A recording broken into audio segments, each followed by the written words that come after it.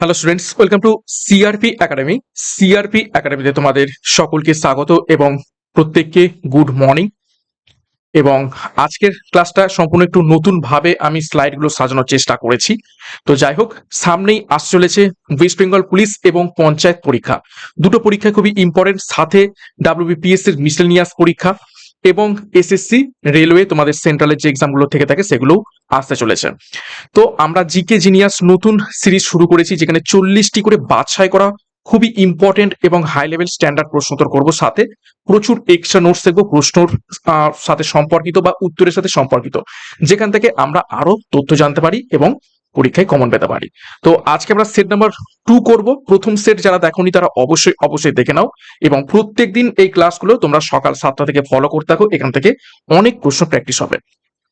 তার আগে আমাদের সিআরপি একাডেমি ইউটিউব চ্যানেলে যদি নতুন হয়ে থাকো অবশ্যই অবশ্যই চ্যানেলটিকে সাবস্ক্রাইব করো, পাশের বেল আইকনটা প্রেস রাখো প্রত্যেকদিন গুরুত্বপূর্ণ ক্লাসের নোটিফিকেশনগুলো পাওয়ার জন্য, এবং আমাদের অফিসিয়াল যে টেলিগ্রাম চ্যানেল রয়েছে সেখানে যুক্ত হয়ে যাও।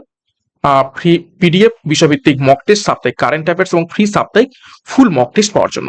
ওকে, ডিসক্রিপশন বক্সে লিঙ্ক রয়েছে বা টেলিগ্রামে গিয়ে সার্চ করো সিআরপি একাডেমি লিখে, সেখান থেকে যুক্ত হয়ে যাও। তো যাই হোক, দেখো আজ ক্লাসের প্রথম প্রশ্ন, 1 নম্বর প্রশ্ন ইতিহাসের উপর থেকে। প্রাচীন ভারতের বিখ্যাত প্রহসনমূলক সংস্কৃত নাটক মত্তবিলাস প্রহসন কে রচনা করেছিলেন? প্রত্যেকটি প্রশ্ন চলাকালীন চেষ্টা করবে নিজেরাই সঠিক উত্তরগুলো করার, এবং আমার উত্তরের সাথে মেলাতে থাকবে তোমাদের উত্তরগুলো মিলছে কি, প্র্যাকটিসটা হয়ে যাবে। খুব তাড়াতাড়ি প্রশ্ন উত্তরগুলো করবো। তো সঠিক উত্তর হয়ে যাবে প্রাচীন ভারতের বিখ্যাত প্রহসনমূলক সংস্কৃত নাটক মত্তবিলাস প্রহসন, খুবই বিখ্যাত একটি সংস্কৃত নাটক। কে রচনা করেছিলেন? সঠিক উত্তর হবে অপশন এ, মহেন্দ্র বর্মন প্রথম। ঠিক আছে, তো দেখো এই মহেন্দ্র বর্মন সম্পর্কে আমরা দেখব। দেখো মহেন্দ্র বর্মন তিনি ছিলেন দক্ষিণ ভারতের পল্লব বংশের একজন শক্তিশালী রাজা। তিনি প্রথমে জৈন ধর্মের অনুসারী হলেও পরে শৈব ধর্ম বা হিন্দু ধর্ম গ্রহণ করেছিলেন। তারপরে দেখো পল্লব বংশের রাজধানী কোথায় ছিল? পল্লব বংশের রাজধানী ছিল কাঞ্চিপুরমে, বহুবার পরীক্ষাতে এসেছে। তারপর দেখো প্রথম নরসিংহ বর্মন তিনি ছিলেন পল্লব বংশের শ্রেষ্ঠ রাজা, যিনি চালুক্যরাজ দ্বিতীয় পুলকেশীকে পরাজিত করে এবং বাতাপি কোন্ডা উপাধি নিয়েছিলেন, এবং মহাবলীপুরমের যে রথ মন্দির তার সময় নির্মিত। এই পয়েন্টটাকে খুবই খুবই তোমরা স্টার মার্ক করবে, পরীক্ষায় প্রশ্ন এসে থাকে এই কটা পয়েন্ট থেকেই, যে পল্লব বংশের শ্রেষ্ঠ রাজাকে উত্তর হয়ে যাবে প্রথম নরসিংহ বর্মন। তিনি কাকে পরাজিত করেছিলেন? চালুক্য বংশের শ্রেষ্ঠ রাজা দ্বিতীয় পুলকেশীকে পরাজিত করেছিলেন, এবং করে কি উপাধি নিয়েছিলেন তিনি? বাতাপি কোন্ডা। বাতাপি কি ছিল? বাতাপি ছিল চালুক্য বংশের রাজধানী। ঠিক আছে, তো এবং সেই বাতাপি কোন্ডা মানে কি? বাতাপিকে জয় করছে কে? প্রথম নরসিংহ বর্মন। এবং মহাবলীপুরমের যে রথ টেম্পেল গুলো সেগুলো এই প্রথম নরসিংহ বর্মনের আমলে নির্মিত। এছাড়া দেখো হর্ষবর্ধন সম্পর্কে একটু দেখো। হর্ষবর্ধন তিনি রত্নাবলী, নাগানন্দ এবং প্রিয়দর্শিকা এই 3টি নাটক রচনা করেছিলেন। ঠিক আছে, হর্ষবর্ধন যেহেতু অপশনে রয়েছে সেই ব্যাপারে আমরা একটু দেখে নিলাম। ওকে, নেক্সট 2 নম্বর প্রশ্ন। ভৌগোলিক দিক থেকে 8 ডিগ্রি চ্যানেল নিচের কোন দুটি স্থানকে বিচ্ছিন্ন করেছে?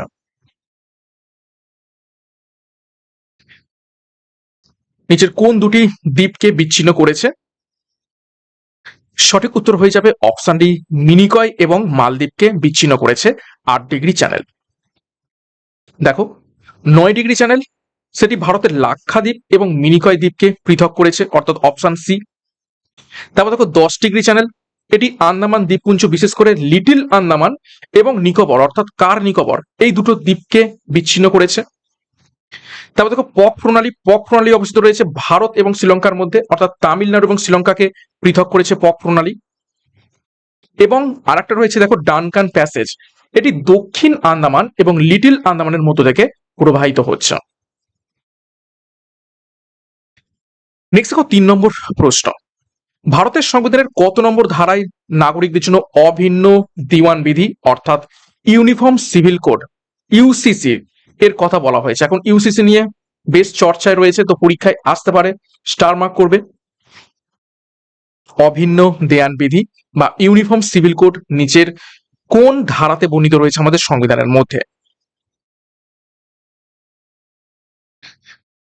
সরি, সঠিক উত্তর এখান থেকে হয়ে যাবে দেখো অপশন সি, 44 নম্বর ধারা অনুযায়ী। দেখো ইউসিসি আর্টিকেল 44, সারা দেশে জাতি ধর্ম নির্বিশেষে একই বিবাহ বিচ্ছেদ এবং সম্পত্তির উত্তরাধিকার আইন চালু করার কথা এতে বলা হয়েছে। বর্তমানে গোয়া এবং উত্তরাখণ্ডে এই ইউসিসি কার্যকর হয়েছে এবং আমাদের পশ্চিমবঙ্গেও কার্যকর করার সিদ্ধান্ত বা চিন্তা ভাবনা করা হচ্ছে সম্প্রতি নতুন রাজ্য সরকার এসে। এরপর দেখো আর্টিকেল 40 যেটা অপশন এতে রয়েছে, এখানে গ্রাম পঞ্চায়েত গঠনের কথা নির্দেশ দেওয়া হয়েছে এবং এটি একটি গান্ধীবাদী নীতি।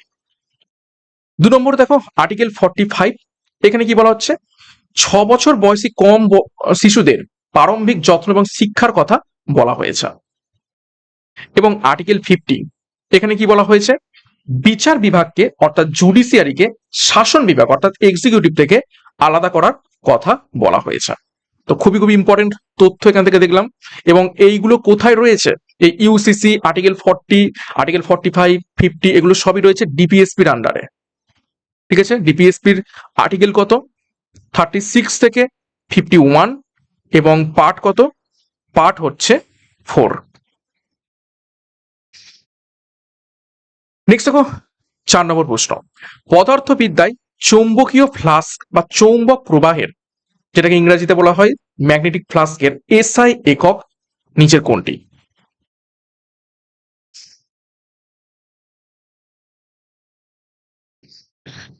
সঠিক উত্তর হয়ে যাবে অপশন বি ওয়েবার, সংকেত লেখা থাকে ডব্লিউবি।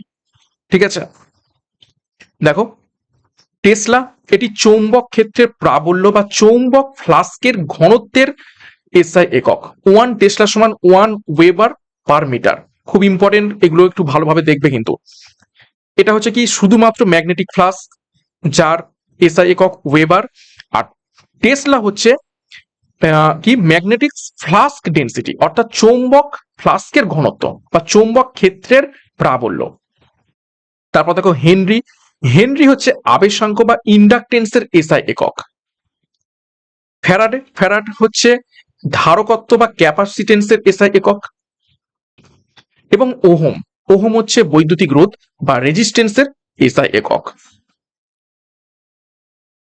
নেক্সট প্রশ্ন যাবো তার আগে গুরুত্বপূর্ণ ঘোষণা, সিআরপি একাডেমির তত্ত্বাবধানে বর্তমানে 2খানা গুরুত্বপূর্ণ ব্যাচ কোর্স লঞ্চ করা হয়েছে বা চলছে। একটি হচ্ছে আপকামিং পঞ্চায়েত পরীক্ষাকে লক্ষ্য করে পঞ্চায়েত ফাউন্ডেশন ব্যাচ কোর্স, খুব শীঘ্রই 11,000 প্লাস ভ্যাকান্সি সহ বিজ্ঞপ্তি আসতে চলেছে। এবং পুলিশ, যেখানে 20,000-এর উপর পুলিশ নিয়োগ করার কথা নতুন সরকারের দ্বারা ঘোষণা করা হয়েছে, তো খুব তাড়াতাড়ি পুলিশ পরীক্ষারও নিয়োগ আসতে চলেছে।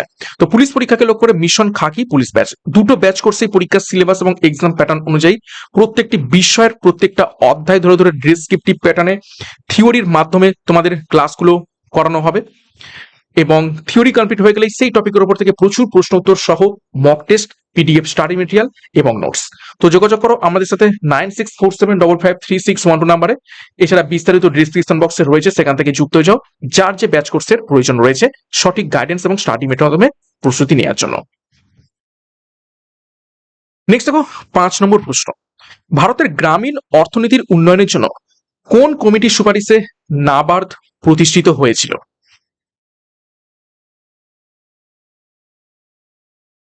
এই প্রশ্নগুলো বেশ ঘুরিয়ে ফিরিয়ে পরীক্ষায় বারবার এসে থাকে। তো নাবার্ড প্রতিষ্ঠিত ছিল কোন কমিটির সুপারিশে? সঠিক উত্তর হয়ে যাবে অপশনে বি সি ব্রাহ্মণ কমিটির সুপারিশে। দেখো নাবার্ডের ফুল ফর্ম কি? National bank for agriculture and rural development. এটি 1982 সালের 12ই জুলাই সি ব্রাহ্মণ কমিটির সুপারিশে প্রতিষ্ঠিত হয় এবং সদর দপ্তর কোথায় রয়েছে? মুম্বাইতে। নেক্সট 6 নম্বর প্রশ্ন, 1849 সালে মহারাষ্ট্রের সমাজ সংস্কারের উদ্দেশ্যে কি পরম হংস মণ্ডলী প্রতিষ্ঠা করেছিলেন?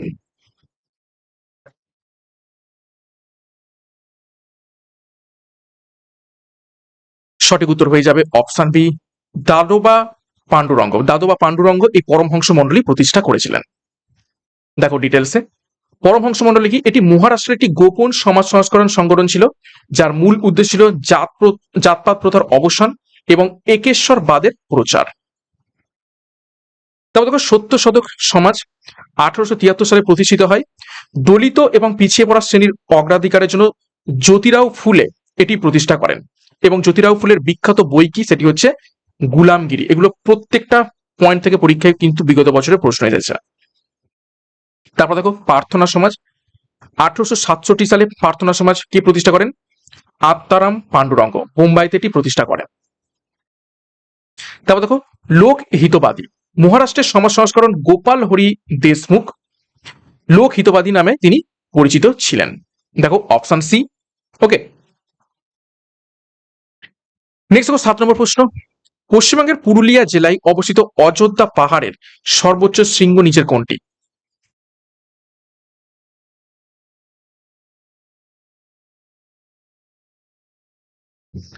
সঠিক উত্তর হয়ে যাবে অপশন সি, গোর্গাবুরু। গোর্গাবুরু হচ্ছে অযোধ্যা পাহাড়ের সর্বোচ্চ শৃঙ্গ। এবং এই গোর্গাবুরু শুধুমাত্র অযোধ্যা পাহাড় নয়, এটা হচ্ছে ছোটনাগপুর মালভূমির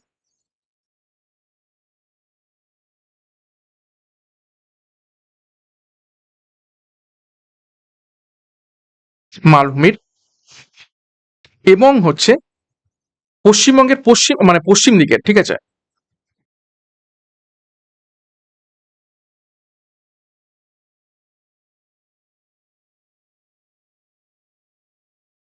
পশ্চিম দিকের সর্বোচ্চ শৃঙ্গ সান্দাকফু। এটা হচ্ছে গোটা পশ্চিমবঙ্গের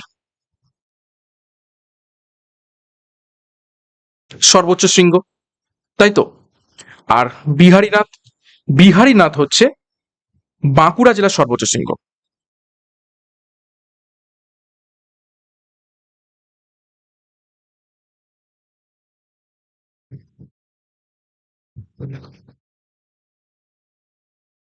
ওকে, নেক্সট দেখো 8 নম্বর প্রশ্ন, মানবদেহের জন্য প্রয়োজনীয় কোন ভিটামিনের রাসায়নিক উপাদানের মধ্যে কোবাল্ট ধাতু উপস্থিত থাকে?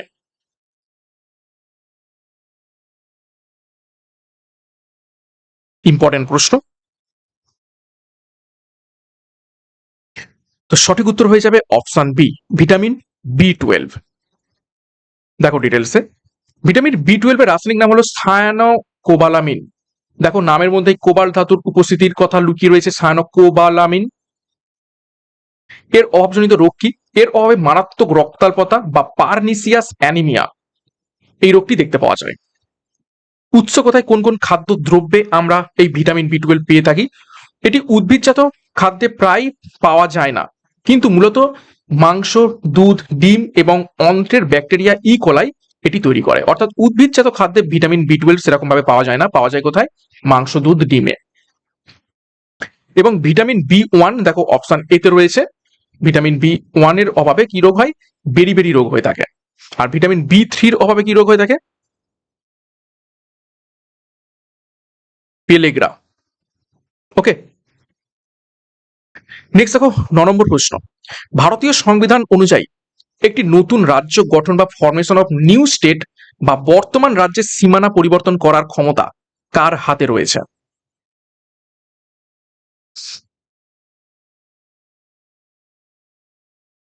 তো সঠিক উত্তর হবে অপশনে ভারতের সংসদ বা পার্লামেন্টের হাতে রয়েছে। দেখো আর্টিকেল 3 অনুযায়ী ভারতের সংসদ একটি সাধারণ সংখ্যাগরিষ্ঠতা বা সিম্পল মেজরিটি বিল পাস করে নতুন রাজ্য গঠন করতে পারে। রাষ্ট্রপতির ভূমিকা এখানে কি রয়েছে? এই ধরনের বিল সংসদে পেশ করার আগে রাষ্ট্রপতির পূর্বানুমতি নেওয়া বাধ্যতামূলক।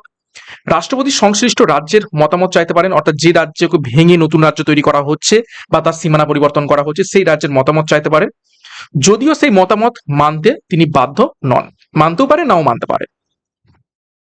তাও দেখো রাজ্য পুনর্গঠন কমিশন 1953 সালে গঠন হয়েছিল। ফজল আলী, KM পানিক্কর এবং HN কুঞ্জুরকে নিয়ে এই কমিশন গঠিত হয়েছিল। এবং প্রথম ভাষাগত রাজ্য কোনটি ছিল? 1953 সালে তেলেগু ভাষাভাষীদের নিয়ে অন্ধ্রপ্রদেশ ভারতের প্রথম ভাষার ভিত্তিতে গঠিত রাজ্য হয়। নেক্সট দেখো 10 নম্বর প্রশ্ন, দক্ষিণ এশীয় আঞ্চলিক সহযোগিতা সংস্থা সার্কের সদর দপ্তর কোথায় অবস্থিত রয়েছে?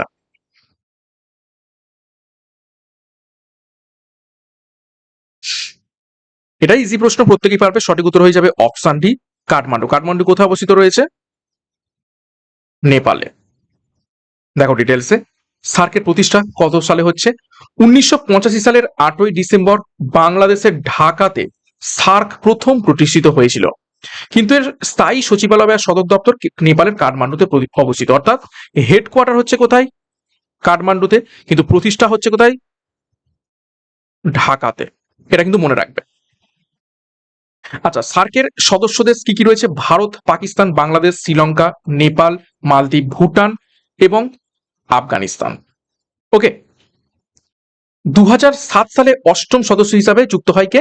আফগানিস্তান। এবং কিভাবে মনে রাখবে এই সার্কের এই যে 8খানা দেশের নাম? সেটা হচ্ছে এমবিবিএস পেন, এমবিবিএস পেন, এটা মনে রাখবে। ঠিক আছে, দেখো, M for Maldives, B for Bhutan, আর একটা বি ফর বাংলাদেশ এখানে প্রতিষ্ঠা হচ্ছে, S for Sri Lanka, P for Pakistan, A for Afghanistan, I for India, আর এন ফর যেখানে হেডকোয়ার্টার অবস্থিত রয়েছে অর্থাৎ নেপাল। এইভাবে তোমরা এই 8খানা দেশ মনে রাখতে পারো। দেখো, বিমস্টেক এর সদর দপ্তর বাংলাদেশের ঢাকাতে অবস্থিত রয়েছে। এবং এসিয়ান, এটা হচ্ছে দক্ষিণ পূর্ব এশিয়ার সদস্য দেশগুলির এই সংগঠনের সাথে মানে সদর দপ্তর ইন্দোনেশিয়ার জাকার্তাতে অবস্থিত রয়েছে। ঠিক আছে,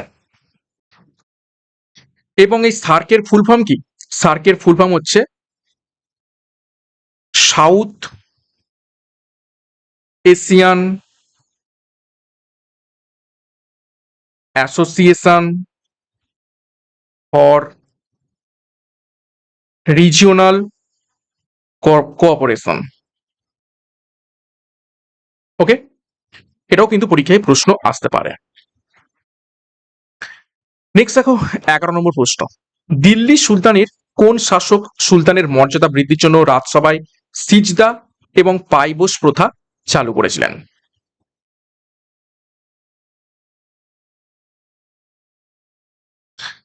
সঠিক উত্তর হয়ে যাবে অপশন সি গিয়াসুদ্দিন বলবন। দেখো ডিটেলসে, সিজদা এবং পাইবাস কি? এটা একটি পার্সিক প্রথা। সিজদা মানে হচ্ছে সুলতানের সামনে হাঁটু গেড়ে মাথা নত করা, আর পাইবস মানে হচ্ছে সুলতানের পদযুগলকে চুম্বন করা। আচ্ছা, তারপর দেখো লৌহ এবং রক্তনীতি। গিয়াসুদ্দিন বলবন কঠোর হাতে বিদ্রোহ দমনের জন্য লৌহ এবং রক্তনীতি গ্রহণ করেছিলেন। তারপর দেখো নওরাজ ফেস্টিভ্যাল, তিনি রাজসভায় পার্সিক নববর্ষের উৎসব নওরজ পালন করা শুরু করেছিলেন, যেটা নওরজ এখন কোথায় দেখতে পাওয়া যায়? জম্মু অ্যান্ড কাশ্মীরে নওরাজ ফেস্টিভ্যাল দেখতে পাওয়া যায়। তারপর দেখো তিনি সামরিক বাহিনী পরিচালনার জন্য দিওয়ানি আর্চ নামক একটি দপ্তর প্রতিষ্ঠা করেছিলেন। এবং ইলতুৎমিশের তৈরি 40 চক্র, পরীক্ষায় প্রশ্ন আছে 40 চক্র কে প্রবর্তন করেছিলেন? সঠিক উত্তর হবে ইলতুৎমিশ। কিন্তু এই 40 চক্রকে ধ্বংস করে দিয়েছিলেন কে বা ভেঙে দিয়েছিলেন কে? গিয়াসুদ্দিন বলবন। নেক্সট দেখো 12 নম্বর প্রশ্ন, প্রাত্যহিক জীবনে ব্যবহৃত বেকিং সোডা বা খাবার সোডার রাসায়নিক নামটি?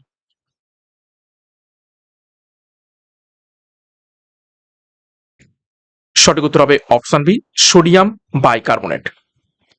দেখো ডিটেলসে, কিসে ব্যবহৃত হয়? কেক, পাউরুটি ইত্যাদি ফোলানোর জন্য। এবং অ্যান্টাসিড তৈরিতে বেকিং সোডা ব্যবহৃত হয়। বেকিং সোডার রাসায়নিক সংকেত কি? NaHCO3, sorry NaHCO3, sodium bicarbonate. আর সোডিয়াম কার্বনেট এটা হচ্ছে Na2CO3। দেখো, আর ওয়াশিং সোডা সেটা হচ্ছে কাপড় কাচার সোডা বা যা রাসায়নিক হচ্ছে সোডিয়াম কার্বনেট, অপশন এতে রয়েছে Na2CO3। ক্যালসিয়াম কার্বনেট CaCO3, এটি হলো চক, মার্বেল পাথর বা চুনা পাথরের রাসায়নিক নাম। নেক্সট দেখো 13 নম্বর প্রশ্ন, ভারতের সর্বপ্রথম বৈজ্ঞানিক পদ্ধতিতে জাতীয় আয় বা ন্যাশনাল ইনকাম পরিমাপ করার উদ্যোগ কে বা কোন সংস্থা নিয়েছিল?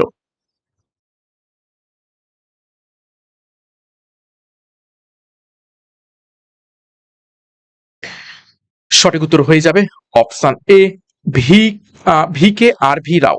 তিনি প্রথম বৈজ্ঞানিক পদ্ধতিতে জাতীয় আয় পরিমাপ করার সিদ্ধান্ত নিয়েছিলেন। কত সালে? 1931 থেকে 32 সালে। এবং প্রথম উদ্যোগ কে নিয়েছিলেন এখানে একটু বলে দিই। প্রথম উদ্যোগ, প্রথম জাতীয় আয় পরিমাপ করেন কে? দাদাভাই নওরোজি। খুবই খুবই ইম্পর্টেন্ট। 1867-68 সালে। এটাও পরীক্ষাতে প্রশ্ন আছে। নেক্সট দেখো 14 নম্বর প্রশ্ন। 1826 সালের ঐতিহাসিক ইয়ান্ডাবুরের সন্ধি কোন যুদ্ধের অবসানের মাধ্যমে স্বাক্ষরিত হয়েছিল?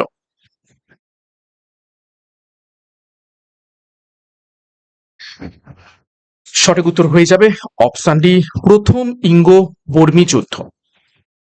ডিটেলসে দেখো, প্রথম ইঙ্গো বর্মী যুদ্ধ 1824 থেকে 26, ব্রিটিশ ইস্ট ইন্ডিয়া কোম্পানি এবং মায়ানমারের কনবাউং রাজবংশের মধ্যে যুদ্ধ হয় এবং ইয়ান্ডাবুরের সন্ধির ফলে ব্রিটিশরা আসাম, মণিপুর এবং আরাকান, আরাকান মানে হচ্ছে এখন বর্তমান যে মায়ানমার, সেই অঞ্চল লাভ করে। তারপর দেখো প্রথম ইঙ্গো শিখ যুদ্ধ, যেটা 1846 সালের লাহোর সন্ধির মাধ্যমে শেষ হচ্ছে। তারপর দেখো প্রথম ইঙ্গো মারাঠা যুদ্ধ, এটি 1782 সালের সলবাই সন্ধির মাধ্যমে শেষ হচ্ছে। পরীক্ষায় প্রশ্ন আছে সলবাই সন্ধি কত সালে হয়? 1782 সালে। এবং দেখো সুপাউলি সন্ধি, এটি ইঙ্গো নেপাল যুদ্ধের পর গোর্খাদের সাথে ব্রিটিশদের স্বাক্ষরিত হয় 1816 সালে। খুবই ইম্পর্টেন্ট। নেক্সট 15 নম্বর প্রশ্ন। খনিজ এবং শিল্প সম্পদের প্রাচুর্যের কারণে পশ্চিমবঙ্গের কোন শহরকে ভারতের রুর বলা হয়ে থাকে?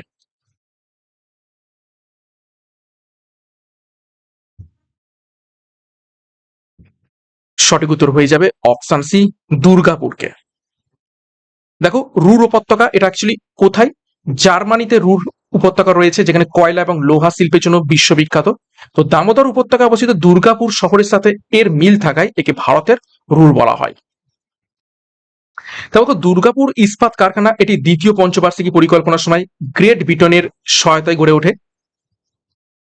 তারপর দেখো রাউরকেল্লা, উড়িষ্যার এই ইস্পাত কারখানাটা জার্মানির সহায়তায় গড়ে উঠেছিল। এবং ভিলাই, এটি ছত্তিশগড়ের একটি কারখানা সোভিয়েত ইউনিয়নের অর্থাৎ রাশিয়ার সহায়তায় গড়ে ওঠে।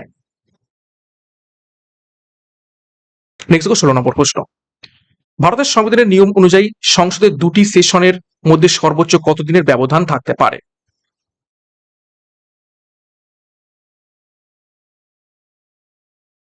সঠিক উত্তর হয়ে যাবে অপশন বি, 6 মাস। দেখো আর্টিকেল 85 সংবিধানে স্পষ্ট বলা আছে যে সংসদের একটি অধিবেশনের শেষ দিন এবং পরবর্তী অধিবেশনের প্রথম দিনের মধ্যে 6 মাসের বেশি ব্যবধান থাকা চলবে না। অর্থাৎ বছরে অন্তত 2 বার সংসদের অধিবেশন বসতে হবে। কোথায় বলা রয়েছে? আর্টিকেল 85-এ। তবে দেখো সাধারণ অধিবেশন, সাধারণত ভারতে বছরে 3টি অধিবেশন হয়। একটা হচ্ছে বাজেট অধিবেশন, যেটা হচ্ছে সব থেকে দীর্ঘতম। 2 হচ্ছে বাদল অধিবেশন বা বর্ষাকালীন অধিবেশন, এবং 3 হচ্ছে শীতকালীন অধিবেশন, যেটা হচ্ছে ক্ষুদ্রতম। আর কোরাম কি? সংসদে অধিবেশন চালু করার জন্য ন্যূনতম 10%, অর্থাৎ 1/10 সদস্যদের উপস্থিতি থাকা বাধ্যতামূলক। এই যে 1/10 উপস্থিতি, এটা কি বলা হচ্ছে? কি কোরাম। নেক্সট দেখো 17 নম্বর প্রশ্ন। জনসেবা এবং সমাজ উন্নয়নের অবদানের জন্য প্রথম কোন ভারতীয় রমন ম্যাগসেসাই পুরস্কার লাভ করেছিলেন?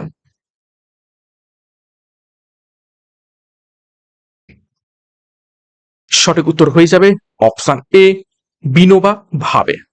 কত সালে তিনি পেয়েছিলেন? 1958 সালে।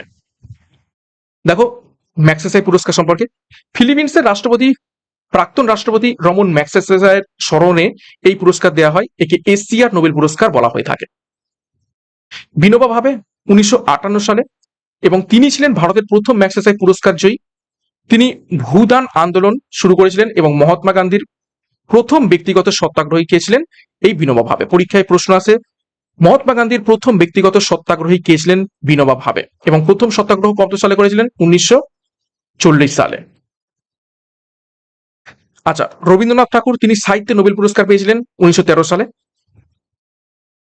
এবং অরুন্ধতী রায় তিনি বুকার প্রাইজ জয়ী প্রথম ভারতীয় নাগরিক the god of small things এর জন্য তিনি পেয়েছিলেন। নেক্সট দেখো 18 নম্বর প্রশ্ন, সরীসৃপ বা রেপটাইলস হওয়া সত্ত্বেও কুমিরের হৃৎপিণ্ডে মোট কয়টি প্রকোষ্ঠ থাকে?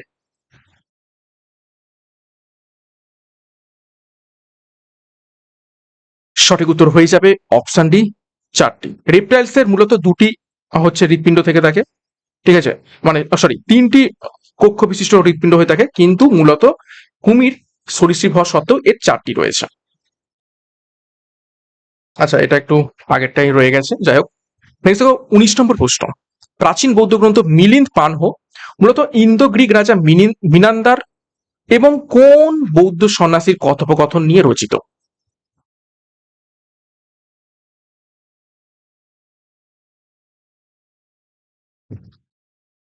সঠিক উত্তর হয়ে যাবে অপশন সি, নাগসেন। ঠিক আছে, নাগসেনের মধ্যে কথোপকথন নিয়ে রচিত। অশ্বঘোষ, অশ্বঘোষ কি লিখেছেন তিনি? বুদ্ধচরিত তার বিখ্যাত গ্রন্থ লেখা। বসুমিত্র তিনি ছিলেন কি? চতুর্থ বৌদ্ধ সংগতির সভাপতি।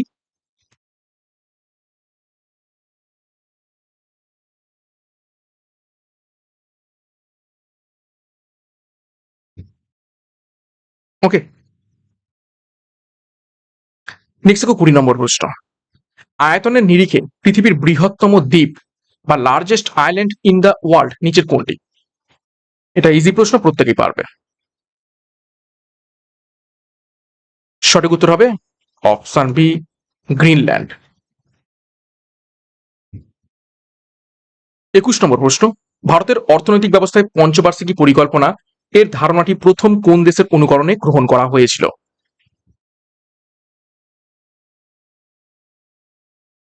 সঠিক উত্তর হয়ে যাবে অপশন এ, সোভিয়েত ইউনিয়ন তার অনুকরণে। দেখো, জোসেফ স্ট্যালিন 1928 সালে রাশিয়ায় প্রথম পঞ্চবার্ষিকী পরিকল্পনা চালু করেন। স্বাধীন ভারত এই মডেলটি গ্রহণ করে 1951 সালে এবং প্রথম যোজনা শুরু করে। এছাড়াও মৌলিক কর্তব্য অর্থাৎ ফান্ডামেন্টাল ডিউটিস রাশিয়ার সংবিধান থেকেই নেওয়া হয়েছে। এর সাথে দেখো মার্কিন যুক্তরাষ্ট্র থেকে কি নেওয়া হয়েছে?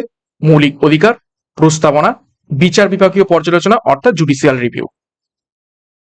আয়ারল্যান্ড থেকে নেওয়া হয়েছে রাষ্ট্র পরিচালনার নির্দেশমূলক নীতি অর্থাৎ ডিপিএসপি। এবং অস্ট্রেলিয়া থেকে নেওয়া হয়েছে যুগ্ম তালিকা অর্থাৎ কনকারেন্ট লিস্ট এবং সংসদের যৌথ অধিবেশন। 22 নম্বর প্রশ্ন, ভারতের কম্পট্রোলার অ্যান্ড অডিটর জেনারেল বা ক্যাগকে কে নিয়োগ করেন?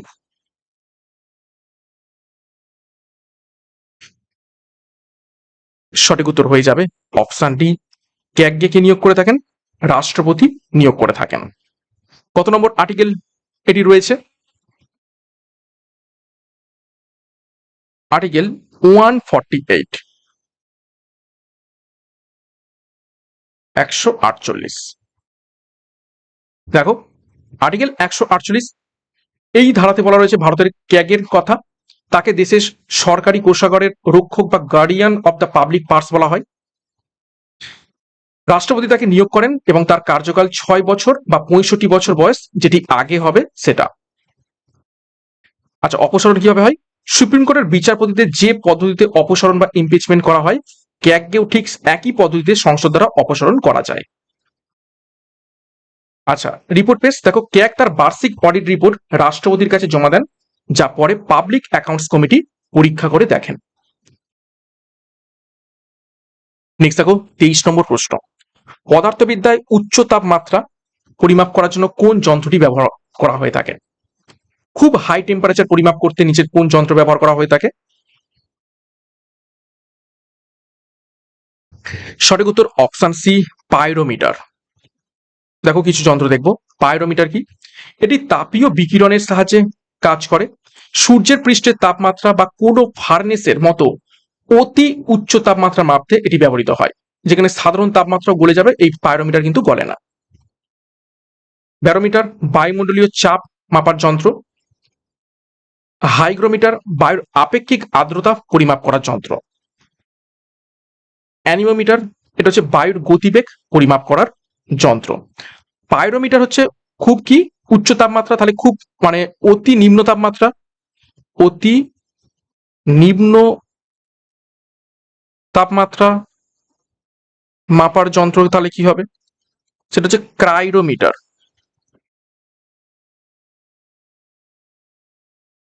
ওকে, পাইরো মানে হচ্ছে অতি মানে বেশি, আর কায়রো মানে হচ্ছে কম।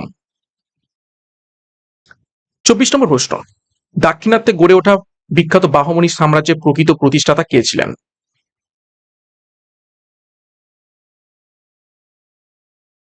সঠিক উত্তর হবে অপশন বি, আলাউদ্দিন হাসান বাহমন শাহ। তাকে কি বলা হতো? হাসান গাঙ্গু। হাসান গাঙ্গু বলা হতো। দেখো, বাহমনি সাম্রাজ্য 1347 সালে দিল্লি সুলতান মোহাম্মদ বিন তুগলকের রাজত্বকালে আলাউদ্দিন হাসান গাঙ্গু বিদ্রোহ করে এই স্বাধীন মুসলিম সম্রাট প্রতিষ্ঠা করেন, এবং তার রাজধানী কি ছিল? গুলবর্গা। পরীক্ষায় প্রশ্ন আছে কত সালে এবং কার আমলে গঠিত হয়? 1347 সালে বিন তুগলকের রাজত্বকালে। দেখো, বিজয়নগর বনাম বাহমনি সাম্রাজ্য। দেখো, রায়চুর দোয়াব, এটা হচ্ছে কৃষ্ণা এবং গোদাবরী নদীর মধ্যবর্তী একটা উর্বর অঞ্চল নিয়ে বিজয়নগর সাম্রাজ্য এবং এই বাহমনি সাম্রাজ্যের মধ্যে প্রায়শই যুদ্ধ লেগে থাকতো। দেখো, 15শো শতাব্দীর শেষে বাহমনি সাম্রাজ্য ভেঙে 5টি স্বাধীন মুসলিম রাজ্যের সৃষ্টি হয়। একটা কি? বিজাপুর, গোলকোন্ডা, বিদর, বেরার এবং আহমেদানগর। নেক্সট দেখো 25 নম্বর প্রশ্ন, ভারতের জাতীয় জলপথ 1 বা ন্যাশনাল ওয়াটারওয়েজ 1 গঙ্গা, ভাগীরথী, হুগলি নদীপথের কোন দুটি স্থানকে যুক্ত করেছে?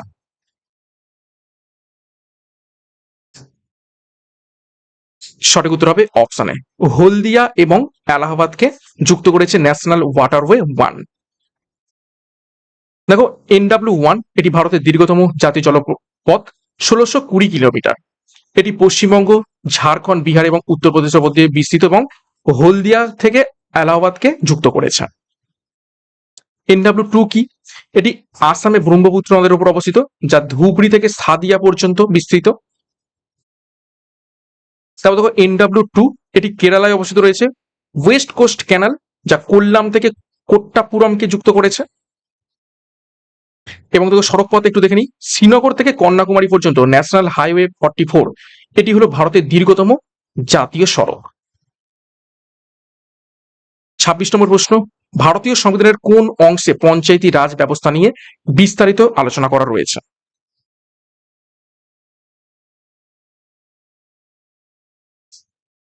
সঠিক উত্তর হয়ে যাবে অপশন ডি, পার্ট 9।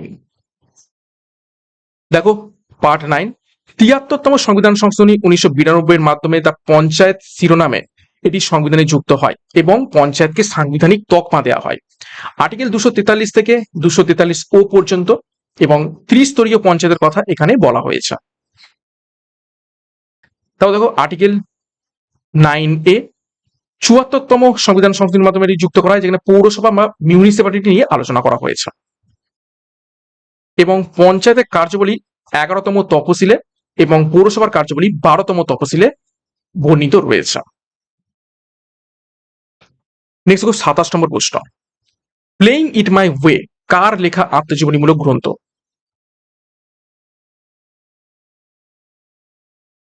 সঠিক উত্তর হবে অপশন সি, শচীন তেন্ডুলকার। দেখো, শচীন তেন্ডুলকার বড়িয়া মজুমদারের সাথে যৌথভাবে 2014 সালে তিনি তার আত্মজীবনী প্রকাশ করেন, যার নাম হচ্ছে playing it my way. Sourav গঙ্গোপাধ্যায়ের আত্মজীবনীর নাম a century is not enough. Yuvraj Singh এর আত্মজীবনী the test of my life, cancer জয়ের কাহিনী এখানে রয়েছে। সুনীল গাভাস্করের আত্মজীবনী এ পিচ ইট বা সানি ডেস, এবং মেরি কমের আত্মজীবনী আনব্রেকেবল। 28 দেখো, তেঁতুলের টক স্বাদের জন্য তাতে কোন জৈব অ্যাসিড উপস্থিত থাকে? অর্থাৎ তেঁতুলের মধ্যে কোন অ্যাসিড আমরা পেয়ে থাকি? সঠিক উত্তর অপশন বি, টার্টারিক অ্যাসিড। দেখো, টার্টারিক অ্যাসিড তেঁতুল এবং আঙুরে এই অ্যাসিড প্রচুর পরিমাণে থাকে। সাইট্রিক অ্যাসিড দেখো লেবু, কমলা লেবু, বাতাবি লেবু, টক জাতীয় ফলে এটি থাকে। ল্যাকটিক অ্যাসিড দই বা দুধে থাকে। অতিরিক্ত পরিশ্রমে পেশিতে এই অ্যাসিড জমলে ক্লান্তি আসে, অর্থাৎ পেশির মধ্যেও আমাদের এই ল্যাকটিক অ্যাসিড তৈরি হয়, যেটা পেশি ক্লান্তির জন্য দায়ী। এইটা গুরুত্বপূর্ণ পরীক্ষা এসে থাকে। অক্সালিক অ্যাসিড টমেটো এবং পালং শাকে থাকে এবং কাপড় থেকে কালির দাগ তুলতেই অক্সালিক অ্যাসিড ব্যবহৃত হয়, এটাও কিন্তু ইম্পর্টেন্ট।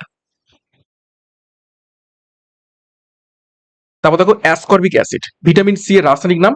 আমলকিতে প্রচুর পরিমাণে অ্যাসকর্বিক অ্যাসিড থেকে থাকে। 29, স্বাধীন ভারতে প্রথমবার বৃহত্তর বাণিজ্যিক ব্যাংকগুলির জাতীয়করণ কোন সালে সম্পন্ন হয়েছিল?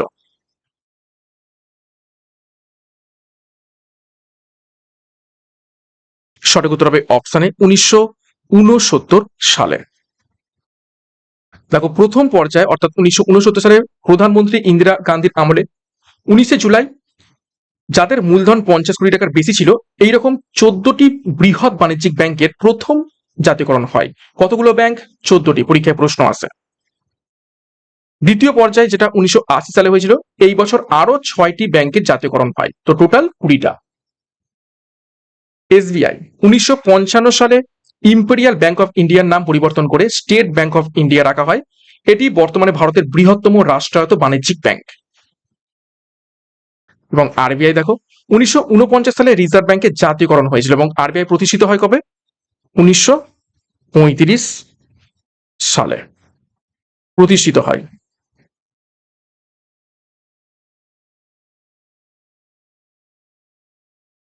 30 নম্বর প্রশ্ন, 1885 সালে ভারতীয় জাতীয় কংগ্রেসের প্রথম অধিবেশনটি কোথায় অনুষ্ঠিত হয়েছিল?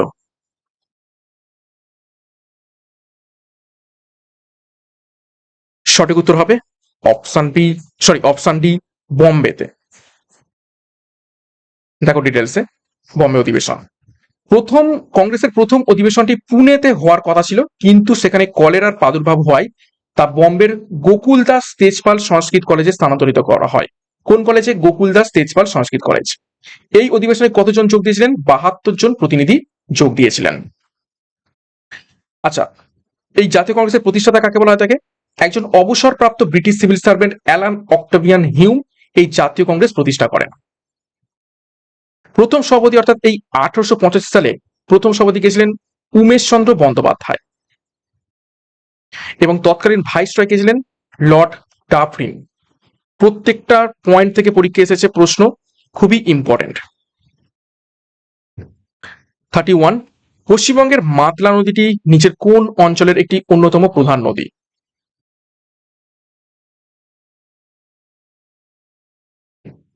সঠিক উত্তর অপশন সি, সুন্দরবন অঞ্চলের একটি প্রধান নদী। নেক্সট দেখো 32, ভারতীয় সংবিধানের সুপ্রিম কোর্টের বিচার বিভাগীয় পর্যালোচনা বা জুডিশিয়াল রিভিউ এর ধারণা কোন দেশের সংবিধান থেকে গৃহীত হয়েছে? একটু আগেই আমরা এক্সট্রা নোটসে দেখেছি।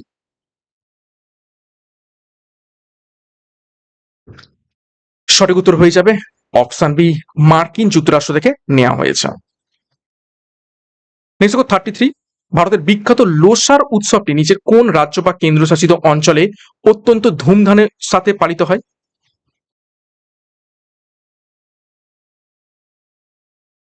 তো লোসার উৎসবটি পালিত হয়ে থাকে অপশন এ, লাদাখে। দেখো লোসার উৎসব কি?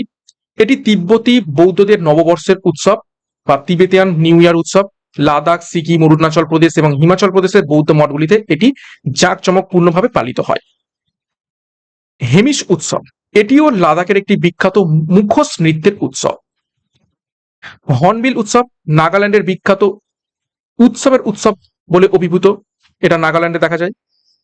এবং ওনাম বিশু কেরালার বিখ্যাত ফসল কাটার উৎসব এবং নববর্ষের উৎসব। ওনাম হচ্ছে ফসল কাটার এবং বিশু হচ্ছে নববর্ষের উৎসব। 34, মানুষের চোখের কর্নিয়া নষ্ট হয়ে গেলে চক্ষুদানের সময় দাতার চোখের ঠিক কোন অংশটি গ্রহীতার চোখে প্রতিস্থাপন বা ট্রান্সপ্ল্যান্ট করা হয়?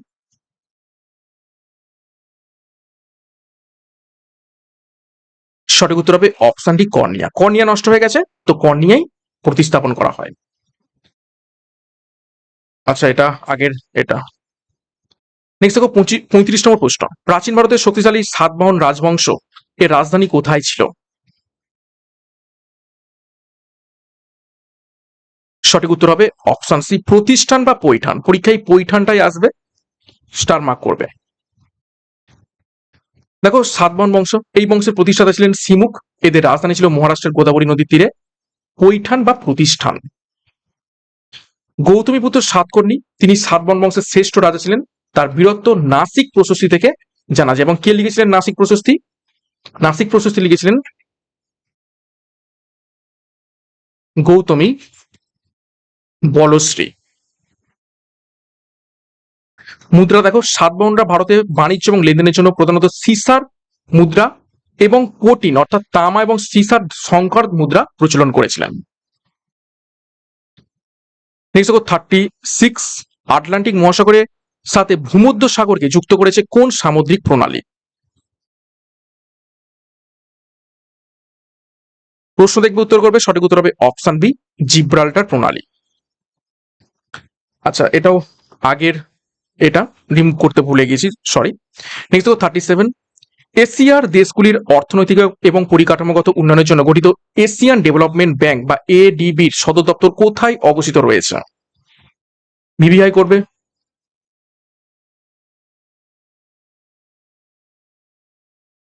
সঠিক উত্তর হবে অপশন এ ম্যানিলা। ম্যানিলা কোথায় অবস্থিত রয়েছে? ফিলিপাইন্স।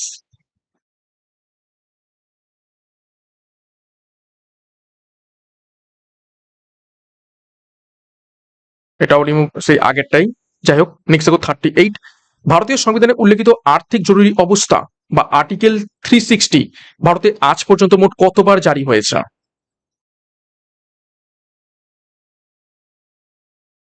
সঠিক উত্তর হবে অপশন ডি একবারও জারি হয়নি এই আর্থিক জরুরি অবস্থা। কত নম্বর আর্টিকেলে রয়েছে? আর্টিকেল 360। দেখো আর্থিক জরুরি অবস্থা 1991 সালে ভারত ভয়ঙ্কর অর্থনৈতিক সংকটের সম্মুখীন হলেও আজ পর্যন্ত ভারতে একবারও আর্থিক জরুরি অবস্থা জারি করার প্রয়োজন পড়েনি। আর্থিক জরুরি অবস্থার আর্টিকেল 360। তারপর দেখো জাতীয় জরুরি অবস্থা 352, যুদ্ধ বা সশস্ত্র বিদ্রোহের কারণে ভারতে মোট 3বার অর্থাৎ 1962 সালে, 1971 সালে এবং 1975 সালে জাতীয় জরুরি অবস্থা জারি হয়েছে। আর রাষ্ট্রপতি শাসন অর্থাৎ রাজ্য জরুরি অবস্থা, সেটা হচ্ছে দেখো 356 নম্বর ধারা। সাংবিধানিক অচলাবস্থার কারণে এটি বহুবার বিভিন্ন রাজ্যে জারি হয়েছে, সব থেকে বেশিবার জারি হয়েছে উত্তরপ্রদেশ এবং মণিপুরে, আর সব থেকে বেশি সময়ের জন্য জারি ছিল পাঞ্জাবে। 39 দেখো কোন কুণ্ডলিতে কোন কুণ্ডলিতে উৎপন্ন আবিষ্ট তড়িৎচালক বল কুণ্ডলীর সাথে জড়িত চৌম্বক ফ্লাস্কের পরিবর্তনের হারের সমানুপাতিক? এটি চুম্বকীয় আবেশের কোন সূত্র? কোন কুণ্ডলিতে বা কয়েলে আবিষ্ট তড়িৎচালক বল কুণ্ডলীর সাথে জড়িত চুম্বক ফ্লাস্কের পরিবর্তনের হারের সাথে সমানুপাতিক হয়ে থাকে। এটা কিসের সূত্র বা কার সূত্র? সঠিক উত্তর হয়ে যাবে অপশন সি ফ্যারাডের সূত্র নামে এটি পরিচিত রয়েছে। স্টার মার্ক করবে বা ভিভিআই। 40 নম্বর প্রশ্ন এবং আজকের ক্লাসের শেষ প্রশ্ন, ভারতের সুপ্রিম কোর্টের প্রথম মহিলা বিচারপতি বা ফার্স্ট ফিমেল জাজ অফ সুপ্রিম কোর্ট হিসাবে কে নিযুক্ত হয়েছিলেন?